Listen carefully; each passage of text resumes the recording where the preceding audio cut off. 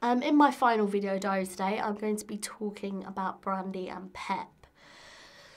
I'm actually really excited to talk about Brandy and Pep because Brandy and Pep was a film I worked on in my second year along with my other course mates, and we worked with Tim Pope, who's worked with The Cure, like Iggy Pop, etc.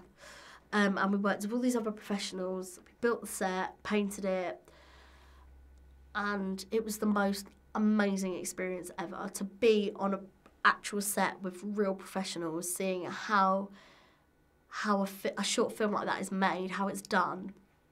It was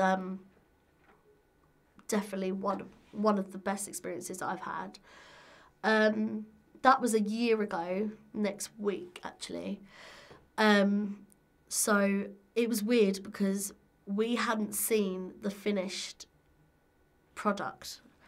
Our lecturers didn't want us to see it. They wanted us to experience it at Aesthetica because they said that it would feel better when you're sitting there with an audience as well that haven't seen it and see their reaction. And it was when we saw it, it was everything that I hoped it would be. It was brilliant. It was a shame because where the screening was, there was a lot of noise. So in the emotional part where she's crying over her mother, there was a lot of noise going on. So I felt like that I didn't feel that emotion 100%, but that wasn't because of the film. That was because people were just being loud. It was a shame, but it was good, and it gave me flashbacks of memories of when I was on set, and it was very emotional. It was very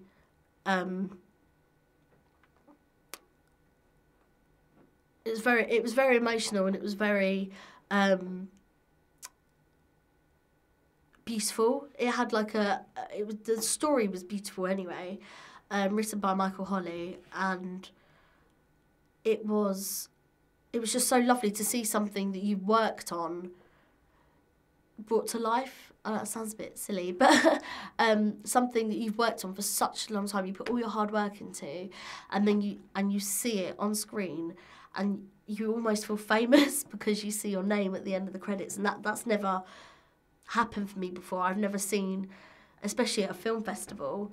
It was brilliant, and I really hope that I'd be able to work on something like that again. I mean, Tim was great on set. He was so professional, and it was so interesting, as an aspiring director myself, to see Tim and the way he was directing, the way he was talking to the actors, to the crew.